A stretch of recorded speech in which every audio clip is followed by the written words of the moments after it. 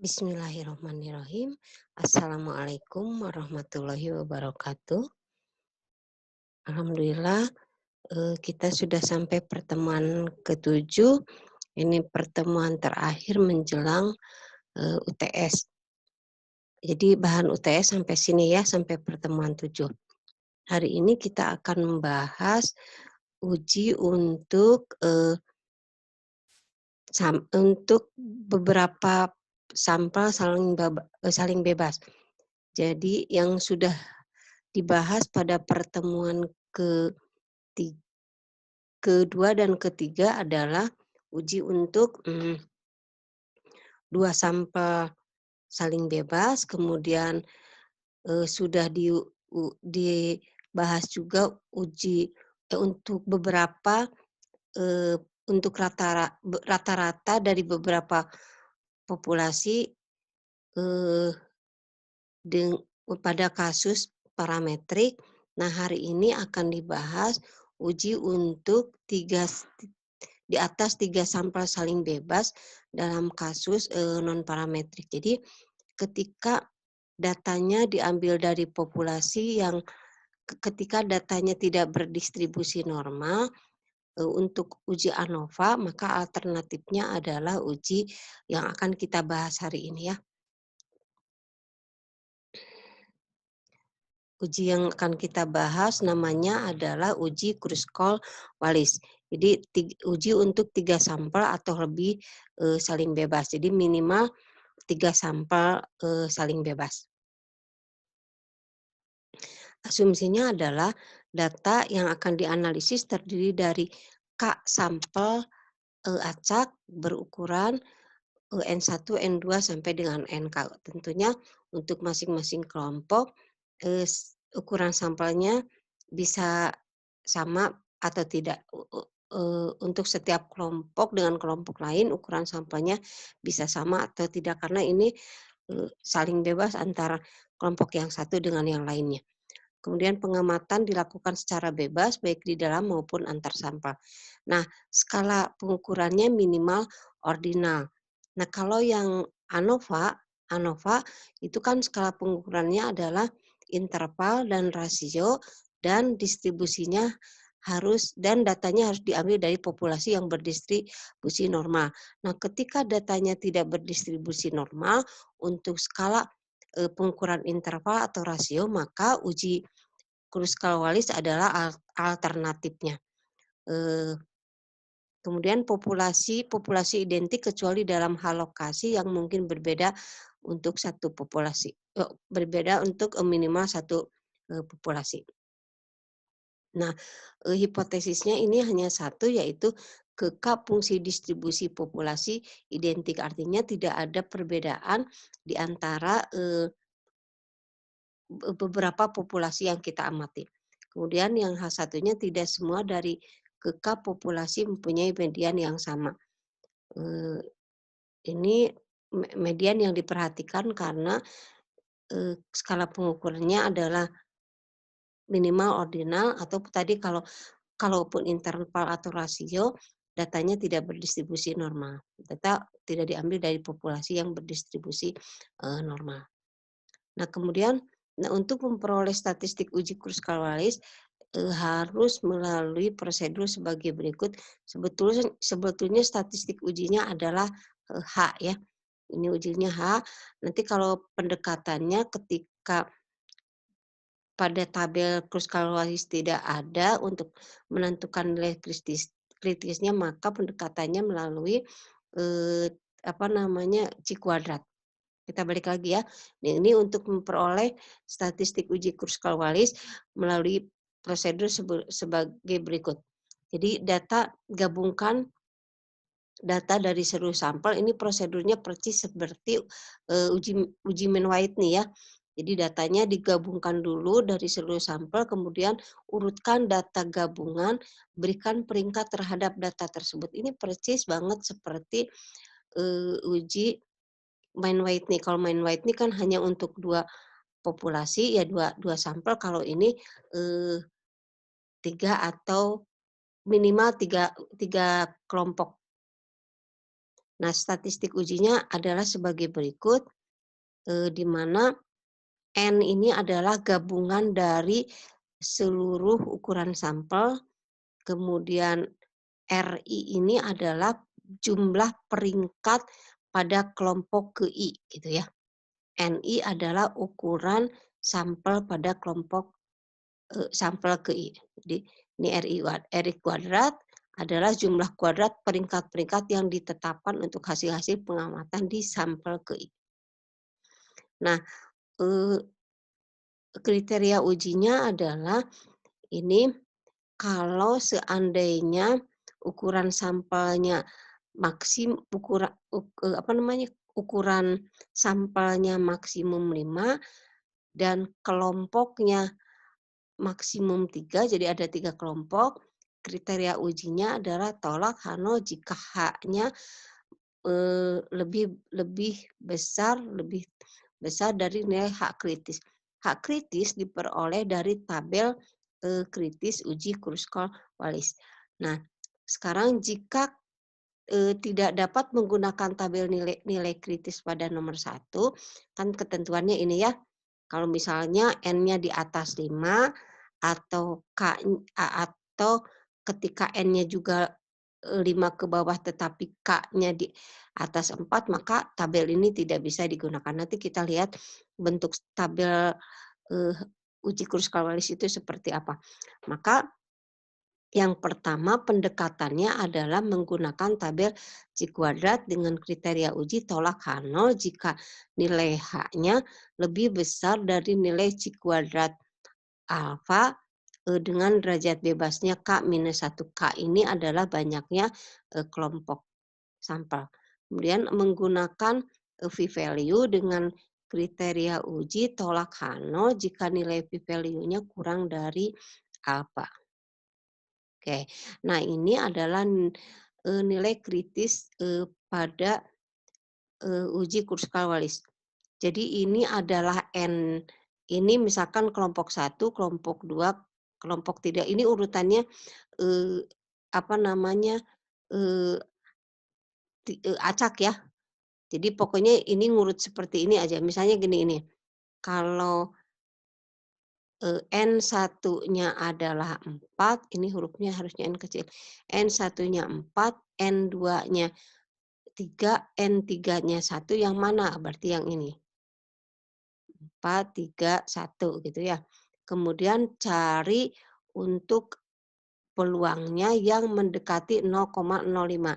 Cari yang mendekati 0,05 adalah ini, maka nilai H kritisnya adalah 5,208. Nah, sekarang seandainya misalkan ukuran sampelnya yang pertama adalah 2, yang kedua adalah 4, yang ketiga adalah 4, maka yang mana? Kan tadi 2, 4, 4. Kita cari yang 2, 4, 4 yang mana? 2, 4, 4, 2, 4, 4, oh berarti ini, ya, 2, 4, 4. Jadi ukuran sampel 2, 4, 4. Nah ini, maka karena iya ya di sini nggak ada jadi ini, 2, 4, 4, kemudian cari yang mendekati 0,05, yang mendekati 0,05 ini ya. Maka nilai H kritisnya adalah 5,2364 gitu ya. Kemudian nah ini ukuran sampel yang tertingginya adalah 5, 5 dengan kelompoknya adalah 3. Nah, kemudian ini adalah tabel tabel C kuadrat. Jadi misalnya kalau K-nya adalah 16 ya, banyak kelompoknya 16 dengan derajat maka K minus satunya adalah 15. Berarti DF-nya itu ini ya, K minus satunya 15. Kemudian kalau alfanya 0,05 maka nilai kritisnya berapa untuk C kuadrat dengan alfa 0,05 dan derajat bebas 15 adalah 24,996. Oke, sekarang kita lihat contoh uji Kruskal-Wallis. Sebuah perusahaan mempunyai 3 metode untuk meningkatkan kinerja karyawannya. Bagian perusahaan tersebut ingin menerapkan metode mana yang paling tepat yang akan digunakan oleh perusahaannya. Eksperimen dilakukan terhadap 3 kelompok sampel dari 3 divisi yang berbeda, dan setiap kelompok diberikan motivasi dengan 3 metode yang berbeda. Jadi ini dari 3 divisi yang berbeda dengan 3 metode yang berbeda. Selanjutnya, hitung peningkatan skor kinerjanya. Lakukan pengujian apakah ketiga metode motivasi dapat meningkatkan kinerja karyawannya. Ini peningkatan skor kinerja karyawan. Ini adalah divisi 1, dia diberikan metode A, divisi 2 diberikan metode B, divisi 3 diberikan metode C. Ini ketiga metodenya berbeda dan antar kelompok juga ini divisinya satu sama lain berbeda. Maka ini dikatakan sampelnya saling bebas. Jadi pertanyaannya apakah lakukan pengujian apakah ketiga metode motivasi dapat meningkatkan kinerja karyawan yang sama. Lakukan pengujian apakah ketiga metode motivasi eh, ini masih ada yang kurang. Apakah ketiga metode motivasi berbeda dalam meningkatkan kinerja karyawan gitu ya. Pertanyaannya itu nanti ini diperbaiki. Nah, ini lakukan pengujian apakah ketiga metode motivasi dapat meningkatkan kinerja karyawan berbeda dalam meningkatkan kinerja karyawan. Oke. Maka hipotesisnya adalah ketiga fungsi distribusi populasi identik. Jadi peningkatan skor kinerja karyawan karena pemberian 3 metode motivasi tidak berbeda. Karena di hipotesis itu selalu tidak ada perbedaan.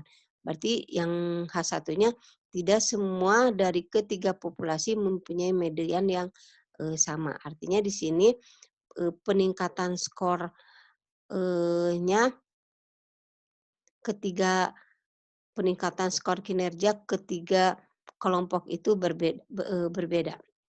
Taraf artinya 0,05, ukuran sampelnya untuk sampel pertama untuk yang divisi 1 pemberian metode A adalah 7, metode B 8, metode C 6. Maka N besarnya adalah 7 ditambah 8 tambah 6 adalah 21. Selanjutnya kita akan menentukan statistik uji, di mana statistik uji rumusnya ini maka kita memerlukan nilai RI kuadrat. Caranya adalah kita gabungkan dulu gitu ya. Datanya kita gabungkan dulu, kemudian urutkan dari yang terkecil ke terbesar. Ibu sudah Ibu kasih warna. Kalau yang metode A warna hitam, metode B warna merah, metode C warna biru. Kemudian diurutkan, kemudian kita kasih nomor urut gitu ya. Baru kita cari rankingnya. Nah, yang pertama adalah 14. 14 ini nomor urut 1 dia cuma 1 nilainya, jadi ranking 1. Maka nilai 14 ini dia peringkatnya ke 1. Maka ditulis di sini 14 peringkat 1 gitu ya. Kemudian yang 16. 16 ada berapa? Ada 1 dari kelompok B, kemudian 3 dari kelompok C. Maka peringkatnya berapa? Yaitu nomor urut kedua ditambah 3 tambah 4 ditambah 5 dibagi dengan 4. Karena ada 4 buah, maka dihasilkan 3,5. Maka ditulis di sini, demikian yang nilainya 16 adalah peringkatnya ke 35. Maka kita lihat ya, di nomor B ada 16 kan, ini berarti peringkatnya 35. Di C ada 16, 35, 3,5, 3,5, 3,5 gitu ya. Kemudian yang 18. 18 ada berapa? Ada 2, yaitu di kelompok A 1, di kelompok C 1. Maka 18 ini kan urutan ke-6 dan 7, maka peringkatnya adalah 6 ditambah 7 dibagi 2, sehingga peringkat untuk nilai 18 adalah 6,5. Jadi ini nih untuk di metode C ini kenapa jadi A ya? Ini harusnya peringkat metode A, metode B, metode C. Berarti ini untuk 18 ini 6,5, ini untuk 18 mana? Ini 6,5. Kemudian kita lihat selanjutnya ya, misalkan untuk 20. Nah, 20 ini ada 20 di metode A1, 20 di metode B1, maka peringkatnya adalah urutan ke-10 ditambah 11 dibagi 2, 10,5. Begitu seterusnya ya, sehingga diperoleh ini peringkat metode A yang ini, peringkat metode B yang ini, peringkat metode C yang ini. Maka kita jumlahkan, ini adalah jumlah peringkat di metode A, yang ini jumlah peringkat di metode B, yang ini jumlah peringkat di metode C. Yang ini salah ya, ini copy paste jadi nggak dirubah. Oke, selanjutnya, nah ini tadi peringkat metode A, peringkat metode B, peringkat metode C. Ini salah ya, peringkat metode A, peringkat metode B, peringkat metode C. Maka kita masukkan ke statistik ujinya. H sama dengan 12 dibagi, tadi N besarnya adalah 7 gitu ya, ditambah 8, ditambah 6, jadi 21. N besarnya 21, ini 22 itu dari 21 ditambah 1. Kemudian sigma RI kuadrat dibagi NI, berarti cari dulu RI kuadrat dibagi N. Berarti ini 75,5 dibagi 7, ini karena ada 7 ya metode A, kemudian 102 kuadrat dibagi 8 dan seterusnya. Dikurangi 3 dikali N plus 1, diperoleh nilainya adalah 1,32. Maka ini nilai statistik ujinya berapa? Statistik ujinya 1,32. Kemudian selanjutnya, ini adalah cara menghitung ranking menggunakan Excel. Ini sudah dijelaskan pada pertemuan untuk uji Menwayetni juga ya. Jadi kita gabungkan ini dari gabungannya, maka dicari rankingnya. Ketemulah ini peringkatnya. Kemudian kita jumlahkan untuk yang kelompok A ini, kemudian yang ini untuk kelompok B gitu ya, nilainya 102. Yang terakhir adalah untuk kelompok C.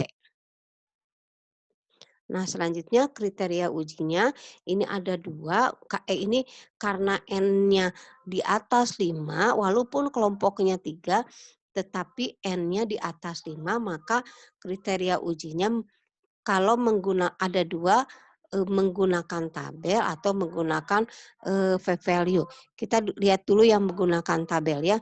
Kriteria ujinya adalah tolak H0 jika H yang kita hitung lebih besar dari C kuadrat alfa K min 1. Alfanya berapa tadi? Alfanya 0,05. K min 1. K-nya kelompoknya ada berapa? Ada 3. Jadi cari C kuadrat 0,05 derajat bebasnya 2. Kita lihat di sini, cari DF-nya, DF yang 2. DF2 itu ini gitu ya. Kemudian alfanya 0,05, maka diperoleh, nah ini, diperoleh C kuadrat tabelnya adalah 5,991. Ini adalah nilai kritisnya, maka statistik uji yang kita peroleh harus dibandingkan dengan nilai kritis pada tabel. Nah, kriteria ujinya adalah tolak H0 jika H, maaf ini H ya harusnya, tolak H0 jika H lebih besar dari 0,05 dengan derajat bebas 2. Nah, statistik ujinya yaitu H-nya adalah 1,32. Karena 1,32 kurang dari, ya kita bandingkan 1,32 dengan 5,991 1. Nah, karena 1,32 kurang dari 5,991 maka H0-nya diterima. Nah, sekarang kita lihat untuk yang menggunakan apa namanya, p-value ya. Kriteria ujinya adalah tolak H0 jika p-value-nya kurang dari apa. Nah, p-value dapat dicari menggunakan MS Excel dengan rumusnya seperti ini. Ini udah dijelaskan pada uji proporsi ya. P-value sama dengan 1 min ya ini cis dot nah ini tinggal di Excel-nya tinggal diketik saja, di mana C kuadrat ini berarti nilai H-nya gitu ya. C kuadrat ini nilai statistik ujinya. Ini harusnya H ya ini. H ini. Deka true. Jadi tinggal dimasukkan ini nilai H-nya, ini derajat bebasnya adalah 2, kemudian true diperoleh 0,51685. Nah, karena maka kita bandingkan ini dengan alfa. Nah, 0,5 kalau alfanya 5% maka 0,05 0,51685 kayaknya salah deh, kayaknya 0,51 nanti Ibu lihat lagi ya kalau ini 0,51685 betul, 0,56185 lebih besar dari 0,05 maka H0-nya diterima. Jadi baik menggunakan tabel maupun menggunakan nilai p-value hasilnya, sama ya, jadi H0-nya diterima.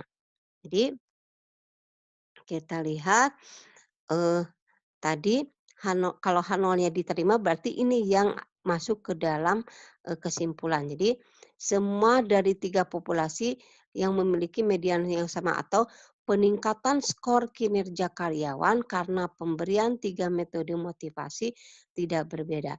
Kesimpulannya adalah berdasarkan data yang ada kita yakin 90% bahwa peningkatan skor kinerja karyawan karena pemberian 3 metode motivasi tidak berbeda, artinya ketiga metode motivasi A, B, C tidak berbeda dalam meningkatkan kinerja karyawan. Jadi kalau perusahaan itu mau menerapkan, memilih metode yang mana agar kinerja karyawannya meningkat, ya terserah mau A boleh, mau B boleh, mau C boleh karena satu sama lain, hasilnya, tidak berbeda.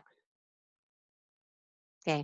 Nah, selanjutnya adalah kalau uji Kruskal-Wallis, ada, perbandingan berganda. Perbandingan berganda dilakukan ketika tidak ada perbedaan pada uji Kruskal-Wallis ya. Ketika misalkan H0-nya ditolak ya, kalau H0-nya ditolak berarti ini ya, jadi paling sedikit ada yang berbeda, salah satu populasi ada yang berbeda dengan lainnya. Nah, mau dilihat yang berbedanya tuh yang mana, maka kalau mau dilihat yang berbedanya yang mana, harus menggunakan ini, uji perbandingan berganda. Rumusnya ini adalah, eee, kelompok I dan J berbeda apabila persamaan tersebut terpenuhi. Jadi ketika harga mutlak kelompok I dan J nilainya lebih besar dari ini, maka, I dan J berbeda, begitu ya. Jadi langkah pertama untuk melakukan uji perbandingan berganda adalah dicek dulu apakah, eee, uji Kruskal-Wallisnya ditolak atau diterima. Kalau misalkan uji Kruskal-Wallisnya diterima, ya sudah selesai. Kenapa tidak perlu melakukan uji perbandingan berganda?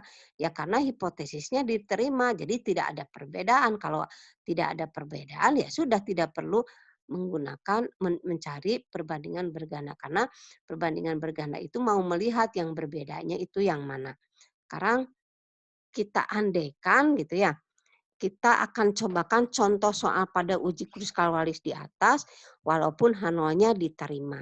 Ini untuk menegaskan saja, tapi kalau dalam prakteknya ketika H0-nya diterima tidak perlu ya uji perbandingan berganda. Nah, sesungguhnya uji perbandingan perlu dilakukan ketika H0-nya ditolak. Karena ketika H0 ditolak, Maka ketika metode motivasi A, B, dan C berbeda dalam meningkatkan kinerja karyawannya.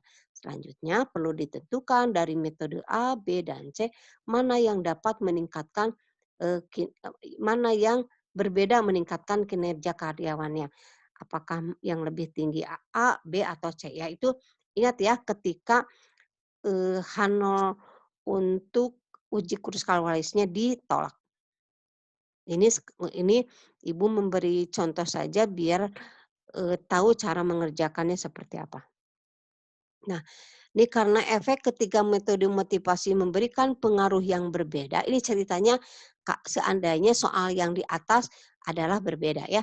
Karena efek ketiga metode motivasi memberikan pengaruh yang berbeda terhadap peningkatan skor kinerja, maka kita bisa mengetahui metode mana saja yang memberikan pengaruh yang berbeda. Apakah efek metode A dan metode berbeda, metode A dan metode C berbeda, metode B dan metode C berbeda, atau ketiganya eh, berbeda satu sama lain.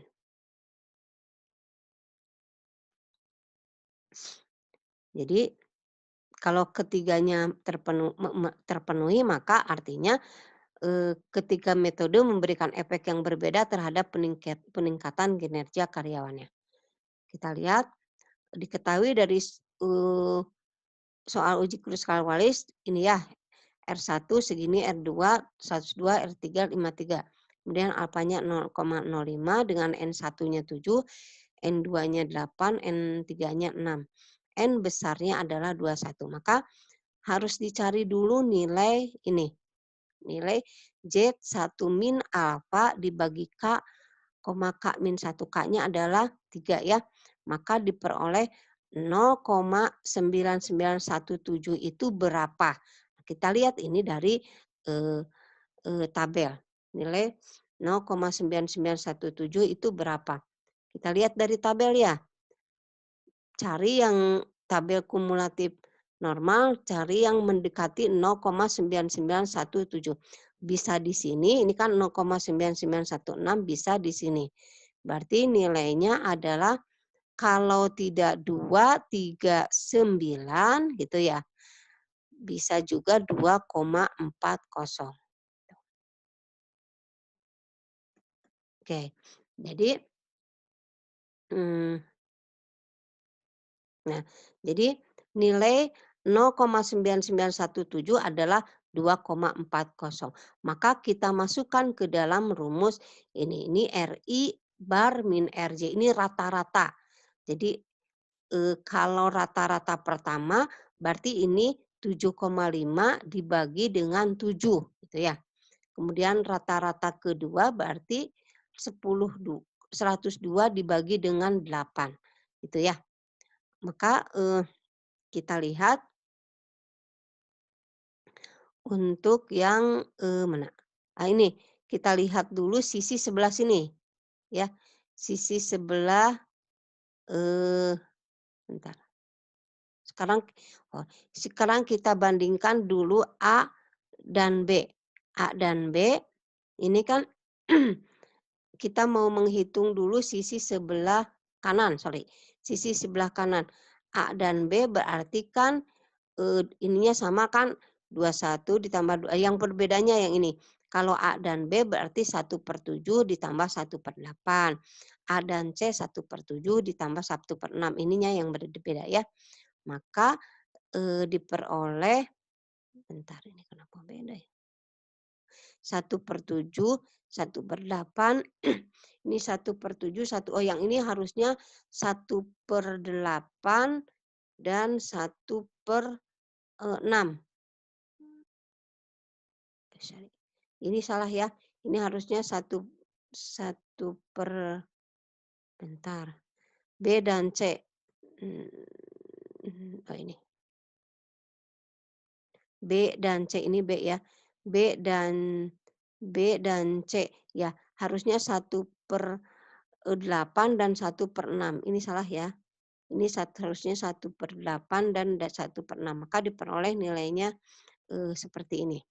Kemudian kita bandingkan, diulang ya, ini 1/7, ini satu per kelompok satu dibagi satu per kelompok 2, satu per metode A dibagi satu per metode B, ini N-nya ya, ini satu per metode A ya dibagi ya, betul. Berarti ini harusnya 1/8 dan 1/6. Ini salah ya, 1/8, 1/6. Maka selanjutnya diperoleh, mmm, nilai, nah kita cari dulu R1 min R2. Tadi ini 75,5 dibagi 7. Ini A dan B. A dan C, B dan C. Nilainya seperti ini. Nah, kita bandingkan nilai yang ini dengan yang ini. Jadi kelompok I dan J berbeda apabila persamaan tersebut terpenuhi. Jadi misalkan kalau nilai 1,96 lebih besar dari ini, nilai ini nih, ini lebih besar dari ini berarti I dan J berbeda. Sekarang coba bandingkan 1,96 dibandingkan dengan 7,71 lebih besar atau lebih kecil? Lebih kecil, berarti ini tidak terpenuhi. Jadi artinya metode A dan metode B tidak memberikan peningkatan kinerja karyawan yang berbeda. Yang ini semuanya begitu ya. Jadi semuanya tidak memberikan peningkatan kinerja karyawan yang berbeda. Kita lihat ya. Nah, kelompok I dan J berbeda apabila persamaan tersebut terpenuhi. Kita lihat, ini A dan B nilainya lebih kecil dari Z-nya. Kesimpulannya A, B tidak berbeda. A dan C sama, ini lebih kecil, A dan C tidak berbeda. B dan C sama, tidak berbeda ya. Jadi terlihat keputusan perbandingan ini memperkuat hasil dari contoh uji Kruskal-Wallis, yaitu H0-nya diterima. Jadi tidak ada perbedaan efek ketiga metode terhadap peningkatan karyawan. Ingat ya, uji ini perbandingan berganda dikerjakan ketika H0 dalam Kruskal-Wallis, H0 ketika pengujian Kruskal-Wallis H0-nya ditolak gitu ya, baru melakukan ini. Nah, baik, Ibu kira sampai di sini ini maaf banyak salah, tapi nanti Ibu perbaiki dulu di handout-nya. Jadi nanti patokannya lihat ke handout untuk yang tipe-tipe nulisnya ya. Baik, terima kasih atas perhatiannya.